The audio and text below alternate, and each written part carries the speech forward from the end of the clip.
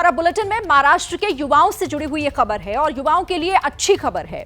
चुनाव से पहले मुख्यमंत्री शिंदे ने एक बड़ा ऐलान किया है। 12वीं पास करने पर 6,000 मिलेंगे हर महीने। डिप्लोमा करने वालों को हर महीने 8,000 रुपए मिलेंगे। सीएम शिंदे ने इसे लाडला भाई योजना नाम दिया है, जिसमें युवाओं को 12वीं पास करने पर 6,000, डिप्लोमा अगर किया है तो 8,000 रुपए दिए जाएंगे। और इस योजना का नाम रखा गया है लाडला भाई योजना। तो लाडली बहन योजना मध्य प्रदेश में आपने सुना, जिसके बाद अब महाराष्ट्र में लाडला भाई योजना लेकर आए हैं शिंदे। युवाओं के लिए बड़ी खबर महाराष्ट्र के युवाओं से जुड़ी हुई। चुनाव है, चुनाव से ठीक पहले मुख्यमंत्री शिंदे का यह बड़ा बयान। वैभव हमारे साथ लगातार बने हुए हैं। वैभव, जाहिर है चुनाव है, चुनाव से पहले युवाओं को लुभाने की कोशिश, उन्हें एक बड़ी राहत के तौर पर।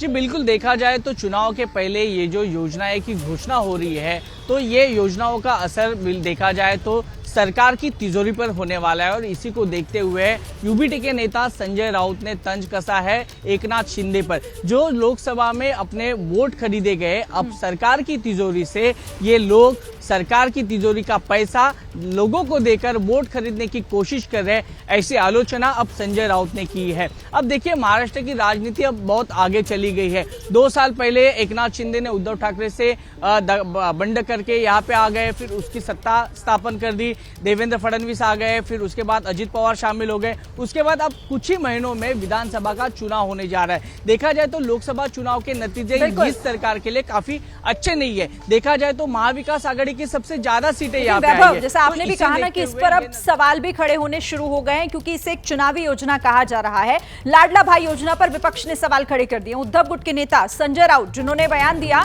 चुनाव से पहले सरकार को सब याद आएगा, पहले बहन अब भाई याद आ रहा है। चुनाव से पहले सरकार का ये चुनावी जुमला है। संजय राउत सवाल खड़े कर रहे हैं इस योजना पर। लाडली बहन योजना, अब तक आपको लाडली बहन की कभी याद नहीं आ गई। चुनाव आ गया तो लाडली बहन, लड़ला भाई, ये होता रहता है। चुनाव को 2-4 महीना है, 2-4 महीने के बाद ये सब डामाडोल होने वाला है। अंकित, जाहिर है कि चुनाव नजदीक है महाराष्ट्र में, और इससे पहले हर मुमकिन कोशिश हर पार्टी की तरफ से की जाएगी। शिंदे का यह ऐलान उसी की दिशा में देखा जाएगा। लेकिन ये कह देना कि पहले बहन फिर भाई, लोगों को तो यही चाहिए होता है ना कि उन तक किसी भी तरीके से राहत पहुंचे, और युवाओं के लिए तो ये बड़ा ऐलान है।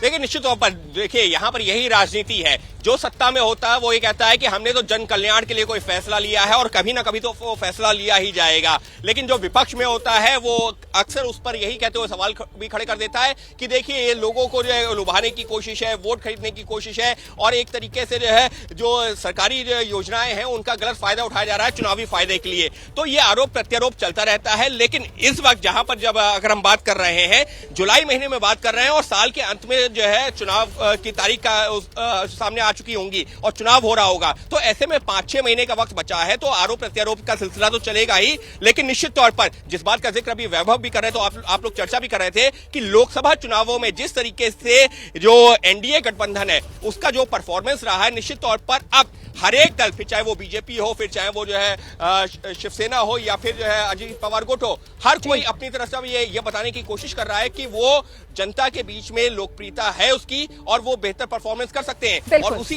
कड़ी में इस घोषणा को भी देखा जा सकता है। जी जाहिर है। ठीक है अंकित, आप रहिएगा हमारे साथ। तो देखिए, यहाँ पर अब महाराष्ट्र की सियासत की बात हमने कर ली, लेकिन